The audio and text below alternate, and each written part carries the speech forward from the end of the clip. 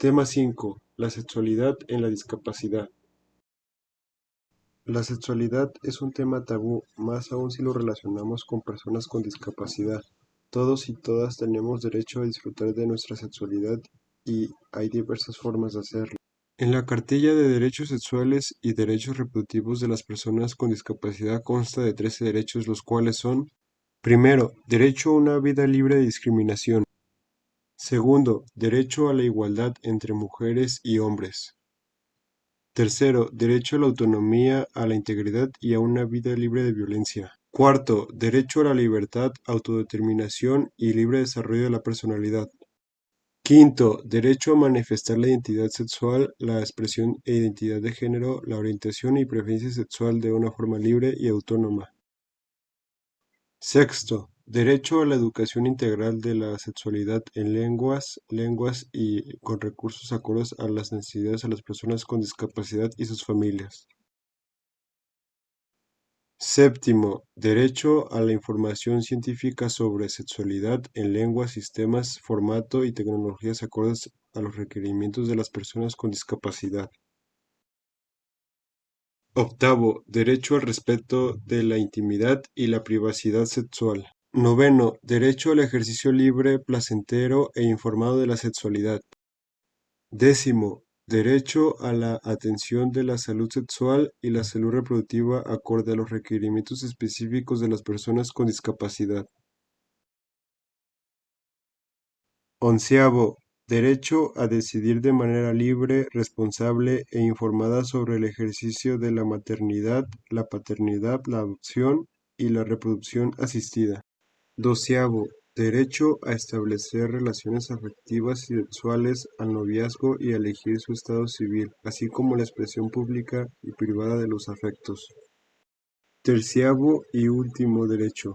Derecho a la participación, consulta e incidencia en las políticas públicas sobre salud, sexualidad, reproducción y bienestar.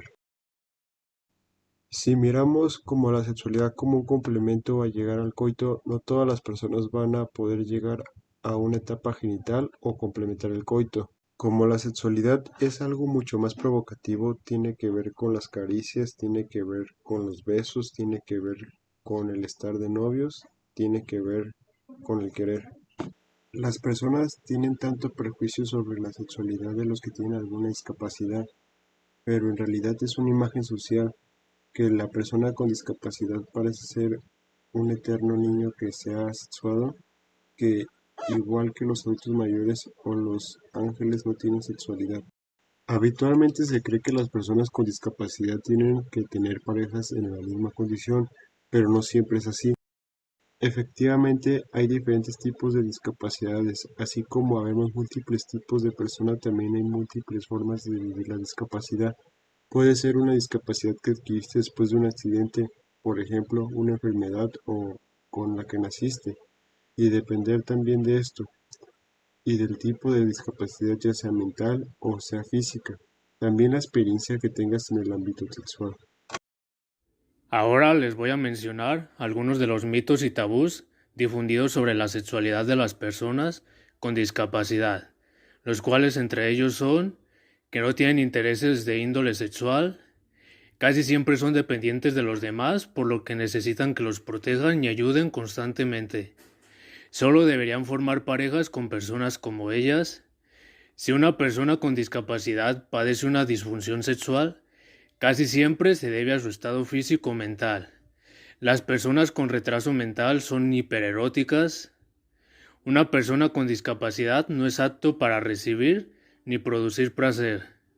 Cabe mencionar que existen muchas más tabús, pero estos son unos de los más relevantes y más importantes de mencionar, además de que todos estos son totalmente falsos. Ahora les voy a hablar sobre la violencia sexual que sufren las personas con discapacidad. Un estudio de las Naciones Unidas reveló que el 90% de las personas con alguna discapacidad sufre de abuso sexual alguna vez en su vida y que los menores con discapacidad padecen violencia 1.7 veces más que las personas sanas. En el caso de las mujeres son las que más sufren de violencia sexual, ya que el 80% de las que presentan discapacidad son víctimas de violencia y además tienen 4 veces más posibilidades de sufrir abusos sexuales que el resto de la población. Además, existe un proyecto europeo llamado Keep Me Safe, que tiene como objetivo prevenir el abuso sexual a jóvenes con discapacidad intelectual, formando a estas personas para que se puedan proteger frente a este tipo de agresiones y aumentando la capacidad de sus familiares y de los profesionales de las diversas asociaciones que están implicados para que puedan manejar este tipo de problemas. ¿Cómo afecta la discapacidad a la sexualidad? Las influencias psicológicas negativas son la génesis de las dificultades sexuales que presentan, y no como tal por su discapacidad como mucha gente piensa. Los principales problemas pueden ser alteraciones del deseo sexual, disminución de la autoestima, dificultades con la erección, relaciones interpersonales y de pareja, y por último, asunción inadecuada de roles de género. En conclusión, las personas con discapacidad tienen derecho al placer, al disfrute de la sexualidad, así como también a decidir sobre su cuerpo con autonomía, a mantener la fertilidad, a que no se les realicen esterilizaciones sin su consentimiento y también a permanecer con sus hijos y hacerse cargo de la crianza. Este video fue creado por mi compañero Israel Ortiz Ávila y su servidor Alejandro de la Torre Villagrana. Bueno, por nuestra parte es todo. Muchas gracias por su atención.